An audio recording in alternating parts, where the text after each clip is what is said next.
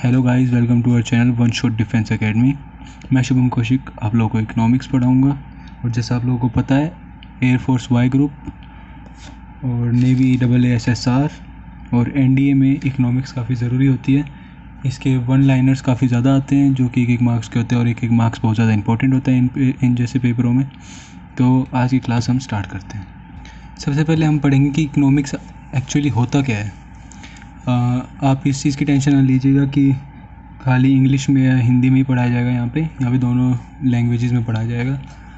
तो पहले हम पढ़ते हैं इकोनॉमिक्स एक्चुअली होता क्या है।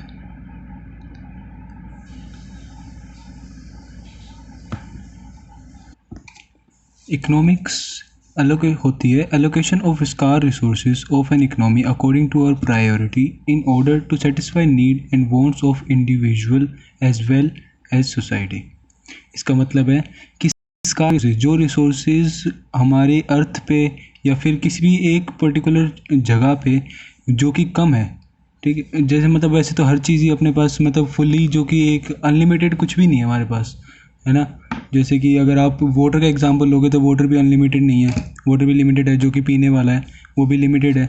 तो उससे हर आदमी की नीड सेटिस्फाई करना बहुत ज़्यादा मुश्किल हो जाता है कि एकदम साफ़ और प्योर पानी सबको दिलाया जाए। तो ऐसे ही अलोकेशन ऑफ स्कार रिसोर्सेज, जो कि रिसोर्सेज हमारे पास कम है, जो कि पूरी नहीं है हमारे पास अर्थ के ऊपर, उसको अलोकेट करना और फिर उसको economy of an economy according to our priority in order to satisfy need and wants of individual as well as society. फिर उससे अपनी प्रायोरिटी के हिसाब से जो कि हमारी एक प्रायोरिटी है, मतलब कि जो कि हमारे सबसे ऊपर है अपनी लिस्ट में, जो कि हमें सबसे ज़्यादा पूरी करने की जरूरत है, जो हमें सबसे ज़्यादा चाहिए, वो चीज़ उस चीज़ को सेटिस्फाई करना, अपनी नीड को सेटिस्फाई करना, उस चीज़ को कंज्यूम करके अपनी नीड को सेटिस्फाई करना, साथ साथ अपनी भी और सोसाइटी की भी पूरी नीड्स को सेटिस्फाई करना। इसे हम इकोनॉमिक्स कहते हैं। हिंदी में भी मैंने इसकी डेफिनेशन लिख दिया, आप लोग इसको नोट कर लीजिएगा क्योंकि जो डेफिनेशन है वो काफ़ी इंपॉर्टेंट है। गाइस, अब हम पढ़ते हैं कि फादर ऑफ इकोनॉमिक्स कौन है। हम फादर ऑफ इकोनॉमिक्स जो है वो है एडम स्मिथ, जिन्हें हम जानते हैं। इनकी एक बुक है जो कि मतलब आपके पेपर में क्या कहते हैं क्वेश्चन भी आ सकता है कि फादर ऑफ इकोनॉमिक्स कौन है, ये वन लाइनर। तो आप लिख सकते हैं एडम स्मिथ। वैसे तो अभी इतने इजी क्वेश्चंस आने बंद हो गए हैं, पर इनकी बुक के बारे में आ सकता है कि इनने जो बुक लिखी थी वो कौन सी थी। तो वो है तो वेल्थ ऑफ नेशन बुक थी इनकी, जो कि इनने लिखी थी 1776 में। तो ये चीज़ पक्का आप नोट कर लीजिएगा क्योंकि ये चीज़ काफ़ी इंपॉर्टेंट है, पेपर में आने के इसके काफ़ी ज़्यादा चांस रहते हैं। दोस्तों, जो हमारा अगला टॉपिक है उसको पढ़ने से पहले एक चीज़ जानना हमारे लिए बहुत ज़रूरी है, जो कि है कि एक्चुअली वो चीज़ का कोज़ क्या था, जो वो चीज़ कारण क्या था कि ये चीज़ हुई। जैसे कि आपको पता होगा कि अगर आपने थोड़ी बहुत भी इकोनॉमिक्स कभी पढ़ी हो या किसी अपने दोस्त से सुनी हो, तो आपको पता होगा कि इकोनॉमिक्स के दो पार्ट हैं, माइक्रो और मैक्रो। तो हम यहाँ पढ़ेंगे कि एक्चुअली माइक्रो और मैक्रो को दोनों को डिवाइड किसने करा था। तो वो डिवाइड करा था रेजनर फ्रिच ने। रेजर फ्रिच ने करा था। रेजनर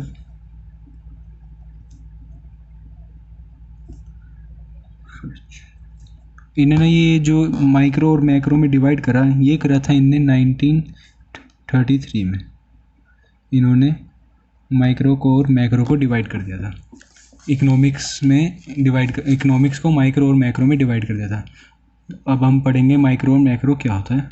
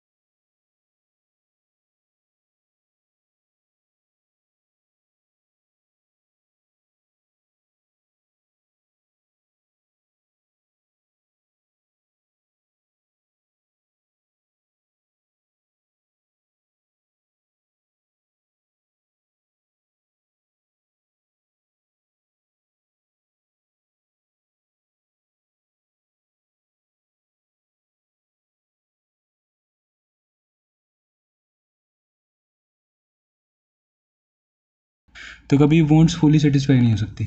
और जब हम अनलिमिटेड वांट्स में से जब वांट्स को सेटिस्फाई कर दें, जो कि हमसे स्कार रिसोर्सेज से जो भी वांट्स सेटिस्फाई हो सकती हैं एक individual person as well as a whole society की, तो फिर उसके बाद इकोनॉमिक्स बनती है।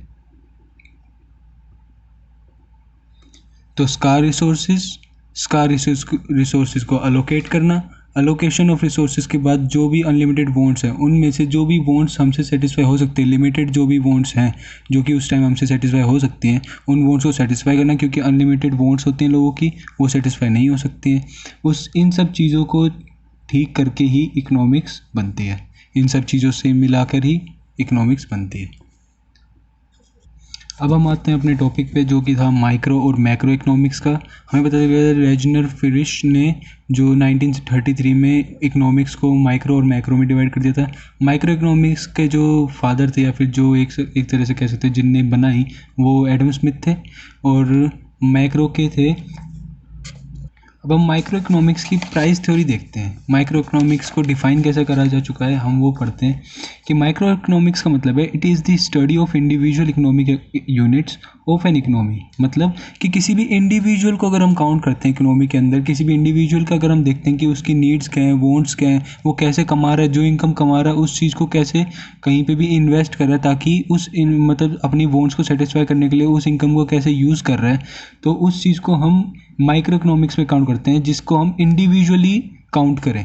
जैसे कि अगर ये सोसाइटी है, अगर इस सोसाइटी में हम एक बंदे को देखते हैं कि एक आदमी है, वो अपनी इनकम कमा रहा है, उससे अपनी वांट सेटिस्फाई कर रहा है, सिर्फ एक आदमी को अगर वो अपनी वांट सेटिस्फाई कर रहा है, अपने क्या कहते हैं अपनी नीड्स को सेटिस्फाई कर रहा है इनकम कमा के किसी भी तरह, उस इनकम को कहाँ पे इन्वेस्ट कर रहा है जिससे उसकी वांट सेटिस्फाई, और किस में इन्वेस्ट कर रहा है जिससे उसकी वांट सेटिस्फाई हो रही है, तो ये हो गई माइक्रो इकोनॉमिक्स।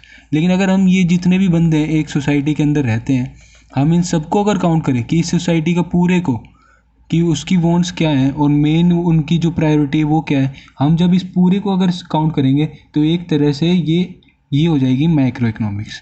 हालांकि इसका मतलब इकोनॉमिक्स और बिजनेस की टर्म्स में अलग हो जाता है, लेकिन अगर आपको समझने के लिए ये एक अच्छा एग्जाम्पल है। मैंने यहाँ पे आप लोगों के लिए एग्जांपल्स भी लिखे हैं, जैसे कि मैंने आपको बताया था it is the study of individual economic units of an economy, जो कि मतलब एक इंडिविजुअल को स्टडी करे, तो फिर वो माइक्रो इकोनॉमिक्स है। ये इसकी प्राइस थ्योरी है। जैसे एग्जांपल हो गया इंडिविजुअल हाउस होल्ड्स, हर एक घर की इंडिविजुअल हाउस होल्ड्स की कैसे नीड सेटिस्फाई हो रही है, फिर कैसे इनकम वगैरह आ रही है। इंडिविजुअल इनकम, एक इंडिविजुअल पर्सन या फिर इंडिविजुअल हाउस होल्ड की income. Price of a commodity, किसी एक कमोडिटी मतलब किसी एक गुड्स या फिर किसी एक प्रोडक्ट की प्राइस, जैसे कि एक चीज़ मतलब जैसे कोको कोला हो गई, तो कोको कोला का प्राइस मार्केट में क्या है, तो वो एक इंडिविजुअल मतलब एक पर्टिकुलर चीज़ है कि कोको कोला का ही प्राइस हमने देखा है, तो वो प्राइस ऑफ कमोडिटी वो हो गया कि हम एक इंडिविजुअल का स्टडी कर रहे हैं। Output of an individual firm, किसी एक इंडिविजुअल, जैसे कि सिर्फ हम रिलायंस जियो का ही देखें सिर्फ हम, तो फिर हम एक तरह से देख सकते हैं कि वो एक माइक्रो इकोनॉमिक्स में आ जाएगा। लेकिन अगर हम देखें कि पूरे इंडिया में इलेक्ट्रॉनिक्स या फिर पूरे इंडिया में जो नेटवर्क से रिलेटेड जितनी भी कंपनियां, उन सबको क्या प्रॉफिट या फिर क्या हो रहा है, तो फिर वो मैक्रो में आ जाएगा। जैसे कि हम अब मैक्रो पढ़ते हैं, it is the study of economy as a whole and its aggregates. मतलब कि पूरी इकोनॉमी को जब हम एक में डाल के चलेंगे तो फिर वो मैक्रो इकोनॉमिक्स होती है। ये इसकी इनकम थ्योरी है। एग्जांपल हो गया जनरल प्राइस लेवल, जैसे कि एक गुड्स का जनरल प्राइस लेवल क्या चल रहा है, जैसे कि जितनी भी लिक्विड्स हैं, जैसे कि जितनी भी कोल्ड ड्रिंक्स है, कोल्ड ड्रिंक्स का एक मिनिमम प्राइस लेवल है, जैसे कि जो हाफ लीटर वाली है उन सब का 35-40 के प्राइस में आती हैं। तो फिर हर एक आप देखोगे तो हर एक कोल्ड ड्रिंक का प्राइस लगभग इसी रेंज में होगा, किसी का ज़्यादा ऊपर नीचे नहीं होगा, क्योंकि ये एक तरह से सेट होता है, क्योंकि मैक्रो इकोनॉमिक्स में होता है, इसलिए सब लोग इसी चीज़ को ध्यान में रख के तभी अपना प्राइस सेट करते हैं।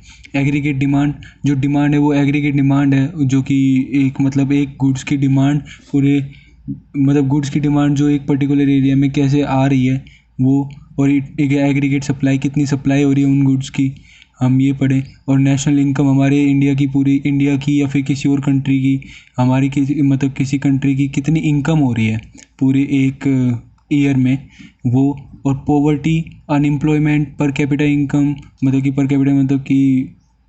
पर कैपिटा मतलब हो गया पर कैपिटा इनकम मतलब होता है कि एवरेज इनकम, एक आदमी या फिर एक पर्सन या फिर एक आदमी नहीं, एक्चुअली एक पर्सन, एक कमोडिटी या फिर एक सोसाइटी या फिर कुछ ग्रुप्स, ये लोग एक एवरेज इनकम कितनी है इसकी। जैसे एक कंपनी में आप देख सकते हो कि